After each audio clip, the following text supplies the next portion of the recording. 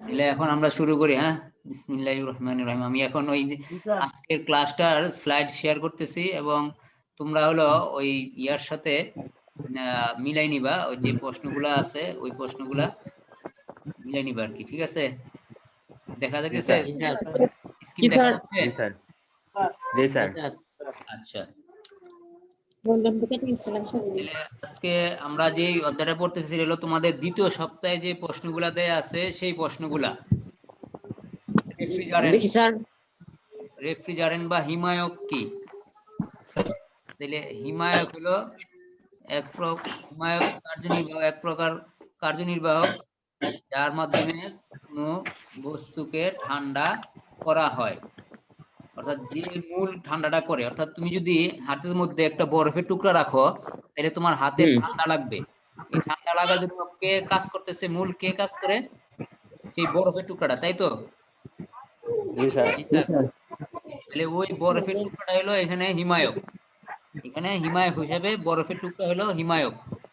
ঠিক একইভাবে তুমি যদি হাতের মধ্যে পেট্রোল বা এরকম ভাবে অকটেন বা থিনার কোনো জিনিস হাতে রাখো তাহলে দেখবা তোমার ওই হাতে ঠান্ডা লাগতেছে আর অকটেন বা পেট্রোলটা উইরা উইরা কমে যেতেছে, একসময় শেষ হয়ে যায়।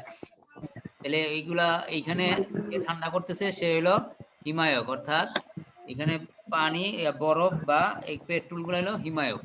তাহলে হিমায়কের সংজ্ঞায় বলা হলো যে হিমায়ক যে কার্যনির্বাহক বস্তু যে যে হিমায়ন প্রক্রিয়াকে ঠান্ডা করে, যে ফ্লুইডের সাহায্যে ঠান্ডা হয় তাকে বলা হয় হিমায়ক। হিমায়ক প্রধানত দুই প্রকার, একটা হলো প্রাইমারি হিমায়ক আর একটা হলো সেকেন্ডারি হিমায়ক।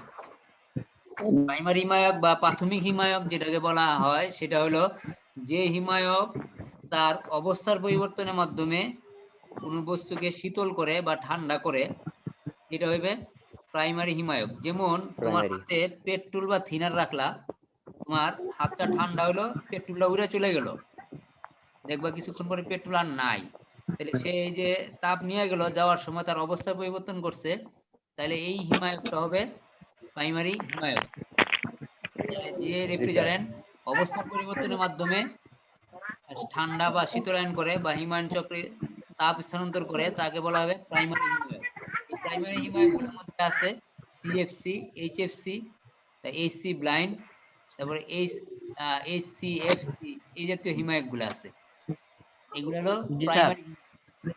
আর সেকেন্ডারি বলা হইতেছে ওই সমস্ত হিমায়কগুলা যেগুলা তাপ তাপ করে তার অবস্থার পরিবর্তন না করে বস্তুকে শীতল বা ঠান্ডা করে তাপ স্থানান্তর করে।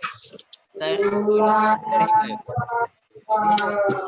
তুমি যদি তোমার গরম লাগে, তুমি যদি পানি দিয়ে গোসল করো, তুমি যদি ঠান্ডা পানি দিয়ে গোসল করো তাহলে দেখবা তোমার শরীরে ঠান্ডা লাগতেছে, অর্থাৎ পানি তাপ নিয়ে চলে যেতেছে, কিন্তু পানি কিন্তু অবস্থার পরিবর্তন হইতেছে না, পানি পানি থেকে যেতেছে। অথবা আমাদের যখন গরম লাগে তখন ফ্যান ছেড়ে দিই, বাতাস এসে আমাদের শরীরে তাপটা নিয়ে যায়, এই অবস্থায় বাতাস বাতাসই থেকে যেতেছে। তাহলে বস্তুর অবস্থার পরিবর্তন না করে যদি তাপ পরিবর্তন করা হয় তাকে বলা হবে সেকেন্ডারি হিমায়ক। ঠিক আছে, এইখানে তোমাদের আরেকটা প্রশ্ন ছিল আদর্শ হিমায়কের কিছু গুণাবলী। এখানে আমরা 12টা গুণাবলী লিখছি। দেখো, নিম্ন স্ফুটনাঙ্ক হইতে হবে, অর্থাৎ নিম্নতাপে সে ফুটতে হবে।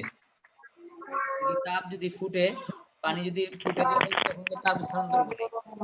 যে হিমায়কটা আমরা ব্যবহার করব সেটার স্ফুটনাঙ্ক হইতে হবে নিম্ন হইতে হবে। উচ্চ ক্রিটিক্যাল তাপমাত্রা তার হইতে হবে, অধিক বাষ্পীভবনের সুপ্ত তাপ অপসারণ করতে হবে। যখন পদার্থের অবস্থার পরিবর্তন ঘটে তখন হলো সে হলো অবস্থা পরিবর্তন ঘটার সময় সে করে, ওটাকে বলা হয় সুপ্ত তাপ। আমরা সুপ্ত তাপের সংজ্ঞার মধ্যে পড়ছি। সুপ্ত তাপ কাকে বলে?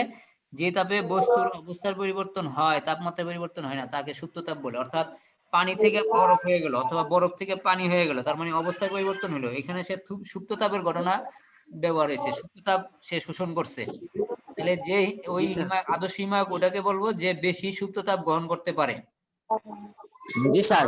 তারপরে 4 নাম্বার আছে তরলে আপেক্ষিক তাপ কম। তরলের আপেক্ষিক তাপ কম। 4 নম্বর হলো তরলের আপেক্ষিক তাপ কম। 5 নম্বর হলো জি স্যার। বাষ্পের আপেক্ষিক বাষ্পের আয়তন কম। আপেক্ষিক আয়তন কম। বাষ্পের আয়তন আপেক্ষিক কম। আয়তন কম বলতে বোঝায় যে অল্প জায়গায় অধিক পরিমাণে বাষ্প হিমায়ক থাকতে পারবে, অল্প জায়গার মধ্যে আয়তন কম নিবে কিন্তু থাকবে বেশি। এটাকে বলা হয় বাষ্পে আপেক্ষিক আয়তন কম। ধাতব পদার্থের জি স্যার। ক্ষয় করবে না, অর্থাৎ এই হিমায়কটা যে কম্প্রেসারের মধ্যে থাকবে, যে লোহা আছে, ধাতব পদার্থ আছে, এই পদার্থের সাথে সে কোনো বিক্রিয়া করে ক্ষয় করবে না। জি তারপরে স্যার। 7 নম্বরে অদাহীয় জি বা স্যার। অপারদর্শী, আগুনও ধরবে না এবং সে বিস্ফোরণও হবে না। তারপরে 8 নম্বরে আছে অবিষাক্ত, অর্থাৎ সে বিষাক্ত হবে না, এই হিমায়কটা বিষাক্ত হবে না। ঘনীভূত চাপের চাপের মাধ্যম, এই ঘনীভূত চাপ হবে অল্প চাপে সে ঘনীভূত হবে। এই দুর্গন্ধ, 10 নম্বরে দুর্গন্ধ ছড়াবে না।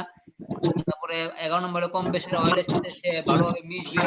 12 নম্বর হলে পরিবেশ বান্ধব হবে, অর্থাৎ পরিবেশের জন্য ক্ষতিকর হবে না। এখানে এই জি 12টা স্যার। বৈশিষ্ট্য আছে, তোমাদের বইয়ের মধ্যে এগুলা আছে, তোমরা দেখলে পাবা। তাহলে একটা আদর্শ হিমায়কের কিছু বৈশিষ্ট্য যদি বলে, তাহলে এই প্রশ্নের উত্তর হলো এটা, কি কি বৈশিষ্ট্য তার আছে। আর আর স্যার এই যে দ্বিতীয় সপ্তাহের যে প্রথমটা চিত্রশক হ্যাঁ, সলিনয়েড বাল্ব, ওইটা কি লিখবো? সৈনের বাল্বটা তো বইলা দিলাম, ওই সৈনের অধ্যায় থেকে লিখতে হবে যে ওটার প্রশ্নটা। ওটা আজকে আলোচনা করবো না, আমি হলো এই অধ্যায়টা আলোচনা, সৈনের বাল্বটা পরে আগামী ক্লাসে এটা সহকারে ওটা আলোচনা করে দিব, ঠিক আছে? জি স্যার। স্যার ঠিক আছে, কালকে। আচ্ছা, এবার আসো হিমায়কের প্রকারভেদ। তোমরা দেখো তোমাদের ওই স্লাইডে শীটের মধ্যে দেওয়া আছে এইচসি, এইচসিএফসি, তারপর এইচসি ব্লাইন্ড, এরকম হিমায়ক গুলার সম্পর্কে ধারণা নিতে বলা হয়েছে। তাহলে আর 22 হলো CH4CIF2, অর্থাৎ মনোক্লোরো ডাইফ্লোরো মিথেন। এইচসি, এটা কোন ব্র্যান্ডের পড়বে? এটা পড়বে HCFC ব্র্যান্ডের হাইড্রো জি স্যার। জি স্যার। ক্লোরো কার্বন গুচ্ছের রেফ্রিজারেন্ট এটা। তারপরে আছে জি স্যার। 134 আর 134 এ, এটা হলো HFC এইচএফসি। হাইড্রোক্লোরো কার্বন গুচ্ছের রেফ্রিজারেন্ট। কার্বন। তারপর একটা হলো HC এইচসি। হাইড্রোকার্বন গুচ্ছের রেফ্রিজারেন্ট। তাহলে এই রেফ্রিজারেন্ট গুলা কোন গুচ্ছের? যেমন R22 এটা হলো কোন গুচ্ছের? HCFC গ্রুপের। তারপর R134 এটা কোন গ্রুপের? HCFC গ্রুপের। তারপরে R290 বা 600 এটা কোন গ্রুপের? এটা হলো হাইড্রোকার্বন, অর্থাৎ HC গ্রুপের হিমায়ক। এই জিনিসগুলো একটু জানতে হবে, এগুলো তোমাদের বইয়ে আরো কিছু ডিটেইলস দেওয়া আছে। এখানে আর সিএফসি স্যার। সিএফসি হলো ক্লোরোফ্লোরো কার্বন মুক্ত, অর্থাৎ সিএফসি ফ্রি বলে, যে এই 134 এ এবং এই R600 এ এগুলো হলো সিএফসি ফ্রি, অর্থাৎ ক্লোরোফ্লোরো কার্বন মুক্ত হিমায়ক। এখানে ক্লোরিন নাই, এবং কার্বন নাই। দেখো তোমরা, ক্লোরিনটা এখানে নাই, কার্বন আছে এবং হাইড্রোজেন আছে। এই যে HCFC, এটা হলো হাইড্রোক্লোরো কার্বন গুচ্ছের এটা এই হিমায়কটা। আর HCFC এটা ক্লোরোফ্লোরো কার্বন। এই হিমায়কটা পরিবেশের জন্য ক্ষতিকর, এই জন্য এই হিমায়কটাকে বন্ধ করে দেওয়া হয়েছে। R12 আর এখন আর বাজারে পাওয়া যায় না, এটা হলো সিএফসি গ্রুপের হিমায়ক। তারপরে এখানে আরো কয়েকটা হিমায়কের এখানে দেওয়া আছে, HC ব্লেন্ড, জিওট্রপিক্স, এগুলা বোধহয় তোমাদের দেয় নাই, তোমাদের শীটের মধ্যে বোধহয় এজিওট্রপিক্স নাই, তাই না? জি স্যার, নাই ওগুলা। আচ্ছা, তাহলে এটা আর পড়া লাগবে না। তোমরা HC ব্লেন্ড কি আছে তোমাদের গ্রুপের মধ্যে, ওই কাগজের মধ্যে? আছে স্যার। হ্যাঁ, তাহলে না স্যার, এটা নাই স্যার। HC ব্লেন্ড নাই স্যার, নাই স্যার। হাইড্রো, এটা নাই স্যার। এটা নাই। এটা নাই স্যার, এইচসি পর্যন্ত। আচ্ছা, স্যার এটা নাই, এটাও এইচসি পড়া পর্যন্ত লাগবে না, আছে। এটাও ইম্পর্টেন্ট না তোমাদের জন্য। যে প্রশ্নগুলো দেয়া আছে ওইগুলা শুধু তোমরা পড়বা। এখন এইখানে দেওয়া আছে, দেখো R22 যে হিমায়কটা আমরা ব্যবহার করি, এটার সাকশন প্রেসার দেওয়া আছে 60 থেকে 70 psi, ডিসচার্জ প্রেসার হলো 200 থেকে 300 psi, স্থির চাপ হলো 150 psi। ঠিক একইভাবে 410 যে হিমায়কটা আছে, এটা সাকশন প্রেসার 110 থেকে 130, ডিসচার্জ প্রেসার 380 থেকে 430 psi, আর স্থির চাপ হলো 225 psi।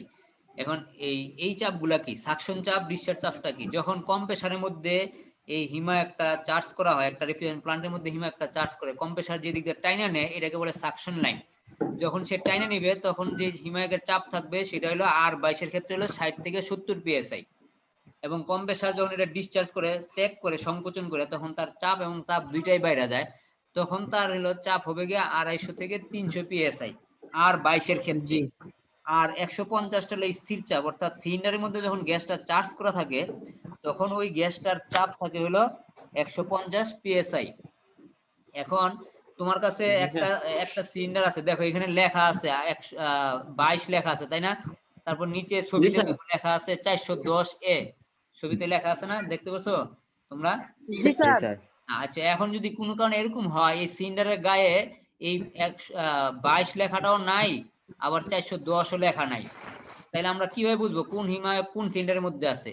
তখন বোঝার উপায় হলো এই স্থির চাপ দিয়ে। যদি ওই হিমায়কের সিলিন্ডারের মধ্যে যদি গেজ প্রেসার লাগানোর পর প্রেসার যদি দেখা যায় 150 psi, তাহলে আমরা বুঝতে পারবো এটা R22। বুঝতে পারছো এটা কি জন্য লাগবে? স্থির চাপটা কি জি জন্য স্যার। লাগবে?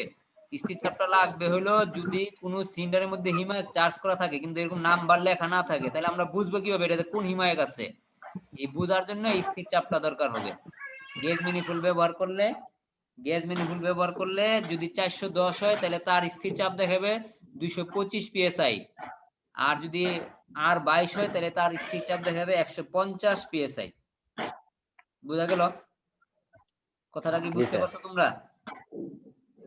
জি স্যার। জি স্যার। আচ্ছা, তাহলে পরে আমি পরের স্লাইডে যাই। ঠিক একইভাবে 134 এর এটারও তোমার সাকশন প্রেসার ডিসচার্জ প্রেসার জি দেওয়া স্যার। আছে। এগুলা হলো প্রত্যেকটা তোমাদের বইয়ের মধ্যে দেওয়া আছে এই বিষয়গুলা। এখন এই বিভিন্ন প্রকার রেফ্রিজারেন্ট কোনটা কোথায় ব্যবহার হয়, R22 কোথায় ব্যবহার হয়, R410 কোথায় ব্যবহার হয়, R134 কোথায় ব্যবহার হয়, R600 কোথায় ব্যবহার করা হয়? তাহলে R22 এবং 407 এগুলো হলো স্পিডটা বেশি, উইন্ডোটা বেশি, এই সমস্ত এসি তে ব্যবহার করা হয় এই গ্যাসটা। আর হলো গিয়া তোমার R134 এবং 600 এই দুইটা হিমায়ক ব্যবহার করা হয় রেফ্রিজারেটর। আমাদের বাসা বাড়িতে যত রেফ্রিজারেটর আছে দেখবা এর মধ্যে এই গ্যাসটার কম্প্রেসারের গায়ের মধ্যে লেখা থাকে এটাতে কোন হিমায়ক চার্জ করা আছে। 134 হলে 134 আর 600 হলে 600 লেখা থাকে। তাহলে এই এই বিষয়ে এটাই হলো আমাদের আজকের আলোচনার বিষয় শেষ। এখানে কিছু প্রশ্ন আছে, এই প্রশ্নগুলো তো আর তোমাদের লাগবে না, এখন তোমাদেরকে প্রশ্ন দিয়ে দেওয়া হয়েছে। এখন জি তোমরা স্যার। তোমাদের এই শীটের মধ্যে প্রশ্ন আছে, এরকম কি কি প্রশ্ন আছে আমরা একটু দেখি। তাইলে আমাদের শীটটারে আমরা একটু স্লাইডে দেখাইতেছি, তোমরা একটু খেয়াল করো।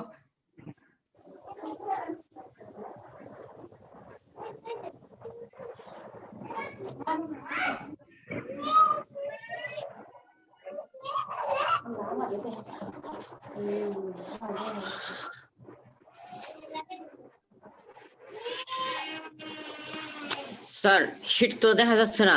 হ্যাঁ, এই যে এখন দেখতেছো এখন? জি জি স্যার। স্যার। আচ্ছা, জি স্যার। তাহলে প্রথম প্রশ্নটা আমরা হলো আগামী ক্লাস আলোচনা করব, দ্বিতীয় আর তৃতীয় প্রশ্নটা আমরা আজকে আলোচনা করছি তাই না? জি স্যার। জি স্যার। আচ্ছা, সিএফসি এনে বলছে কি সিএফসি, তার এইচএফসি, তারপরে এইচসিএফসি এবং এইচসি রেফ্রিজারেন্ট গুলোর পূর্ণ নাম লেখো। তাহলে সিএফসি মানে কি? সি তে হলো ক্লোরো, এফ তে হলো ফ্লোরো, সি তে হলো carbon, chloro carbon. Carbon. Carbon. ঠিক আছে, ক্লিয়ার? জি স্যার। জি স্যার। তারপরে স্যার। এই এইচসিএফসি তাহলে hydrogen chloro fluoro carbon. Carbon. তারপরে হাইড্রোজেন ফ্লোরো কার্বন। ঠিক জি আছে, স্যার। আর এই জি ছিল স্যার। হাইড্রোজেন এবং কার্বন, যেটা আমরা জি স্যার। জি স্যার। এর আগের স্লাইডেও আমরা এর আগে তোমাদেরকে বলে দিছি না এটা কোনটা কি? জি স্যার। জি স্যার। জি স্যার।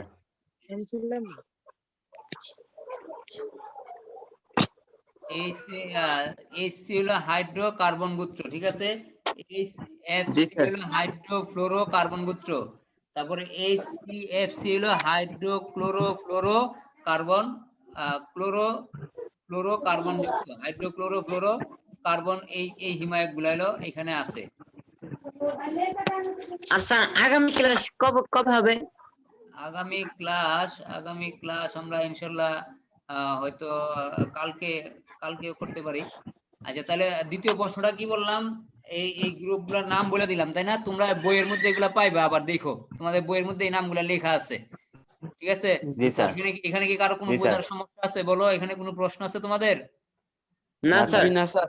আচ্ছা, তারপর আদর্শ হিমায়কের গুণাবলী আমরা একটু আগে আলোচনা করছি। এটা অবিস্ফোরক হবে, এটা রাসায়নিক বিক্রিয়া ঘটাবে না, হিমায়কের তেলের সাথে সে মিশবে সহজে, তারপরে দুর্গন্ধযুক্ত হবে না, অল্প চাপে অল্প জায়গায় অধিক হিমায়ক জমা থাকবে, এরকম 12টা গুণ আমি বলছি তাই না? এগুলো তোমরা বইয়ের মধ্যে আবার পাইবা। জি স্যার। তাহলে ওইখান জি, থেকে স্যার। এটা পড়ে নিবা। আর ঠিক আছে স্যার। তাহলে এই বিষয়ে শেষ। এখন এই বিষয়ের মধ্যে তোমাদের কারো কোনো প্রশ্ন আছে কিনা, থাকলে পরে বলো, তাহলে আমরা হলো ওইটার সমাধান করব। কারো কোনো প্রশ্ন আছে? এই দুইটা প্রশ্ন কি পারা যাবে তো না? জি স্যার। জি, স্যার। আচ্ছা, তাহলে আর তোমরা তাহলে হলো গিয়ে আগামী ক্লাসে আমরা এই প্রথম সপ্তাহের প্রশ্নগুলা আর হলো গিয়ে ওই যে সয়েন্ট বাল্বের দ্বিতীয় সপ্তাহের একটা প্রশ্ন, এটা আমরা আলোচনা করে দিব, ঠিক ঠিক আছে? আছে স্যার। জি স্যার। জি, স্যার। তাহলে আজকে এই পর্যন্তই রাখি নাকি? ঠিক আছে স্যার। ঠিক আছে স্যার। তাহলে কারো প্রশ্ন না থাকলে আজকে বিদায়। আল্লাহ হাফেজ। স্যার আসসালামু আচ্ছা। আলাইকুম। স্যার, ওয়ালাইকুম আসসালাম। আসসালামু আর ওই যে আলাইকুম। আসসালামু ইউটিউব, আলাইকুম। ওয়ালাইকুম আসসালাম। আরেকটা কথা, ওই যে ইউটিউব চ্যানেলটা তোমরা দেখতে চাইছিলা কিভাবে ঢুকবা তাই না? জি স্যার। জি স্যার। এটা যারা জি, স্যার। পারো না এরা একটু দেখে নাও, আমি দেখাই দিতেছি তোমাদেরকে ইউটিউব চ্যানেলে কিভাবে ঢুকবা। সেটা হলো প্রথম তোমরা হলো ঢুকবা হলো ইউটিউবে, ঠিক আছে? ইউটিউবে ঢোকার জন্য তো ইউটিউব চ্যানেলে যাইতে হবে। তাহলে প্রথম, এখন কি দেখতে পাইতেছো তোমরা? জি, স্যার। আচ্ছা, এই আমি এখন ইউটিউবে ঢুকলাম, ঠিক আছে? এইখানে আমি এই সার্চের এখানে লিখবো আমি আর, সবাই খেয়াল করে দেখো আমি কি লিখতেছি, RAC ই ক্লাস, একটা স্পেস দিবা, ECLASS ই ক্লাস লিখে সার্চ দিবা। এই যে গুল বাটনটা দেখতেছো না, জি, দেখা স্যার। যাচ্ছে? এইটাই হলো আমাদের ক্লাস। জি, এখানে স্যার। ঢুকবা, এখানে ঢোকার পরে এই যে দেখো নিচে তোমার সমস্ত ক্লাসগুলা দেওয়া আছে, এবং এই যে প্রথমে দেওয়া আছে দেখো 9 ট্রেড 2 চ্যাপ্টার 12 জুম ক্লাস, ঠিক আছে? জি, বোঝা স্যার। যাইতেছে? এই যে জি, 9 স্যার। ট্রেড 2 ক্লাস 11 চ্যাপ্টার 11, তারপরে আছে হলো তোমার 9 ট্রেড 2 চ্যাপ্টার 10, এরকম ভাবে সবগুলা জি ক্লাস স্যার। এখানে দেওয়া আছে, ঠিক আছে? সবাই বুঝতে পারছো? জি, স্যার। জি স্যার। জি স্যার। আচ্ছা, তাহলে এইভাবে তোমরা ওইখান থেকে দেখে নিবা। আজকে ক্লাসটা আমরা ইনশাল্লাহ আপডেট করে দিব, আপডেট করে দিব ইনশাল্লাহ, হ্যাঁ?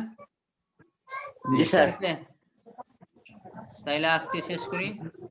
আসসালামু আলাইকুম ওয়া রাহমাতুল্লাহ। আল্লাহ হাফেজ। স্যার, আসসালামু আলাইকুম। ওয়ালাইকুম এই আসসালাম।